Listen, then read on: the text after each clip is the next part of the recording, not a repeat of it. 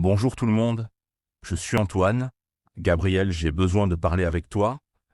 J'ai eu une semaine très difficile au travail et j'ai envie de partager mes expériences. Bonjour et bienvenue dans Wow Spoken French, cher auditeur. Oh Antoine, je t'écoute. Tu sais que je suis toujours là pour mes amis. Qu'est-ce qui s'est passé cette semaine? Merci Gabriel. Alors, tout a commencé lundi matin. Je suis arrivé au bureau comme d'habitude, mais mon ordinateur ne fonctionnait plus.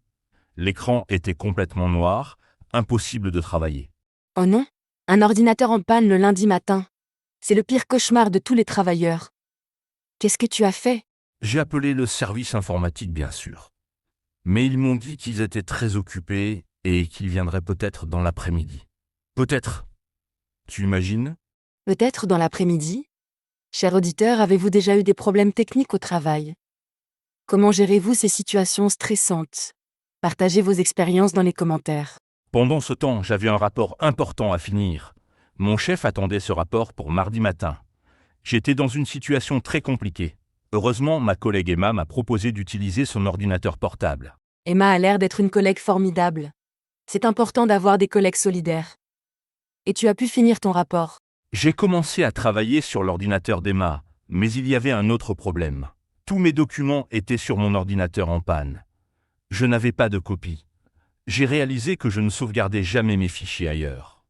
Oh là là, tous tes documents perdus. C'est une leçon importante. Il faut toujours sauvegarder ces fichiers. Et alors, qu'est-ce que tu as fait? J'ai paniqué pendant 10 minutes.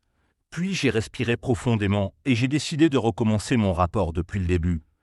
J'avais mes notes sur papier, heureusement. Parfois, les méthodes anciennes sont les meilleures. Tu as recommencé depuis le début?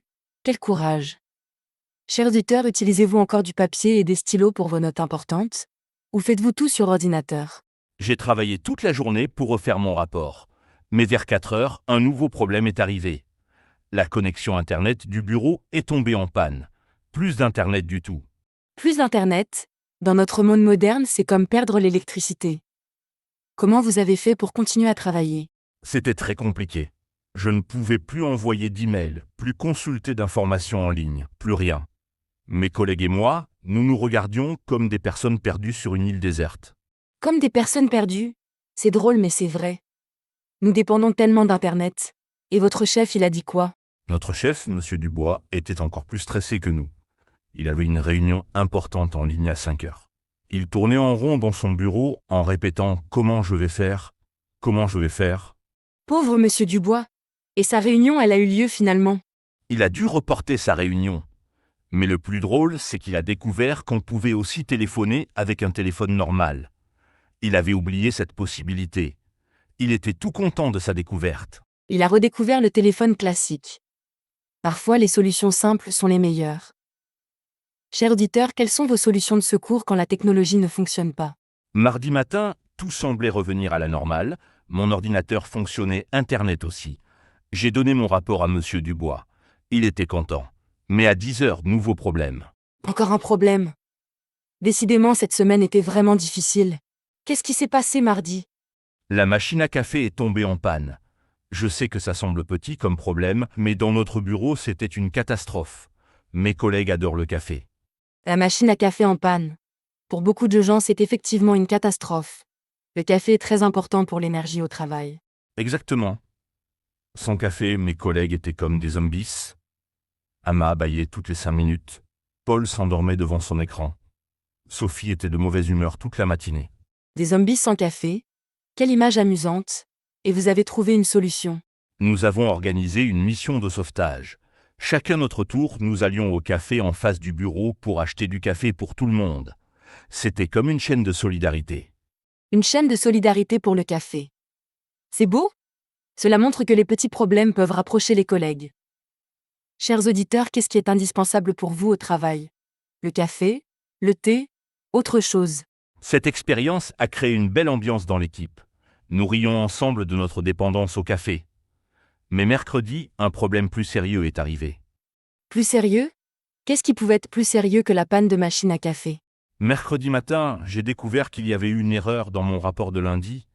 J'avais mélangé des chiffres. Mon chef avait déjà envoyé ce rapport à ses supérieurs. Une erreur dans ton rapport? Oh non? Et ton chef, il a réagi comment quand tu lui as dit? Au début, j'avais très peur de lui dire.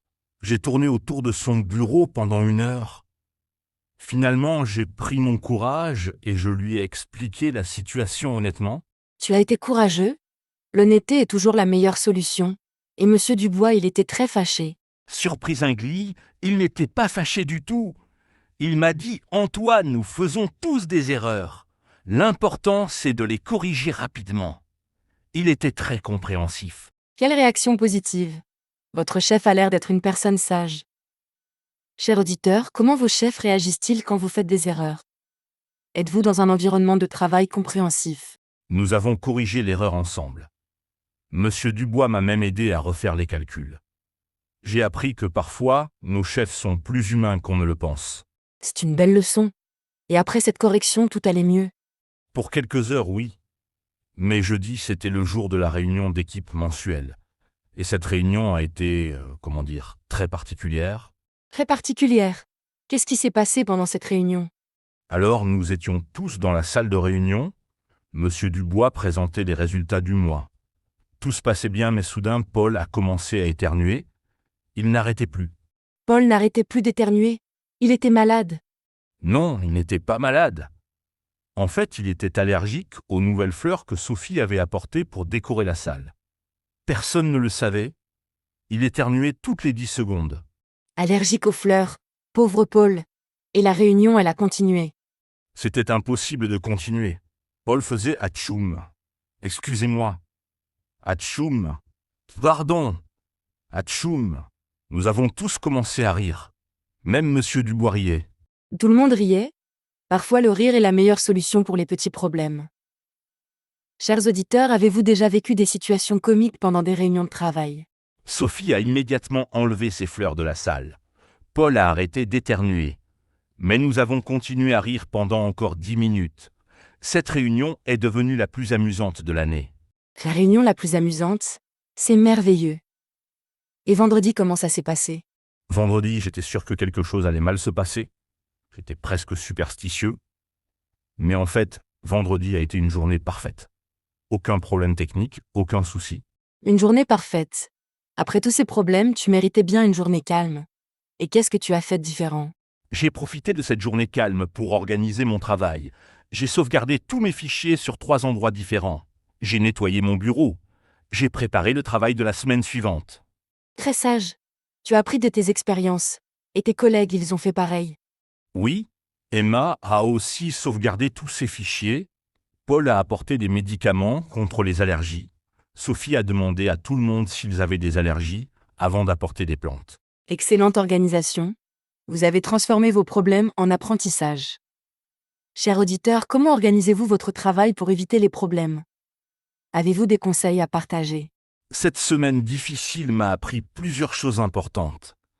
D'abord, il faut toujours avoir un plan de secours, sauvegarder ses fichiers, avoir des solutions alternatives. Un plan de secours. C'est très important.